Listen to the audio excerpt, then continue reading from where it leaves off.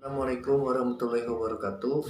We are group rating 12, consists of Muhammad Rigga Maulidan, Muhammad Iqbal, and Misbah Febriansyah, which is me. We would like to present about the article we have read. Because of COVID-19, people are restricted to do many activities, especially for students due to the closing of many schools. They have to study virtually, but as we may know, not every student has similar background. Some students might have economical issues and they cannot afford a sufficient technology.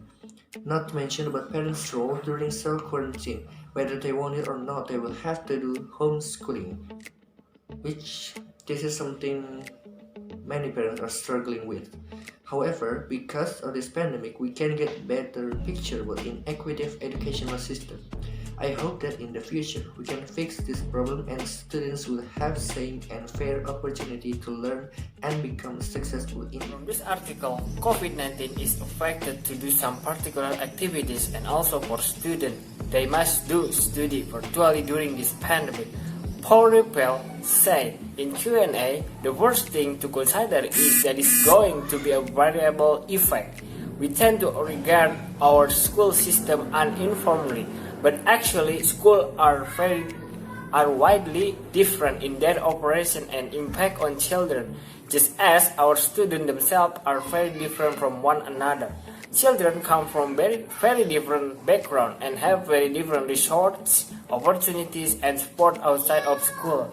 Some students have not same background, whether it's from economical issue, technology, even to access the internet. Not to mention their parent background, but we don't know. I hope from this pandemic we can be better about inequality of educational system, and we can fix this problem. And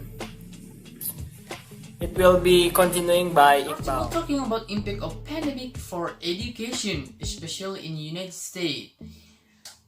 But this effect of pandemic experience for may inspire an overall of the American educational system. As former Secretary of Education for Massachusetts, Paul Renfield is keenly aware of the financial and resource disparities between district, school, and individual student. The school closing due to coronavirus concern have turned the spotlight on those problems and how they contribute to education and income inequality in the nation. In Q&A between Gizit with Reveal, he said this way we can make the most of the crisis to help redesign better system for education and child development. At the end of his interview, he gave an interesting statement. He said, "We tried with our education reform to build a 20th century education system, but the result of the movement had been modest. We are still a nation race. We need another paradigm shift, and we'll look at our goal and inspiration for education, which are summed up in phrase like no child left behind, every student succeeds, and all means all, and figure out how to build a system that has the capacity to deliver on the promise of equality and excellence in education for all our students, and all means all." We've got that opportunity now. I hope we don't fail to take advantage of this misguided rush to restore the status quo. So that is all for me, and the next will be continued by my friend Misbah.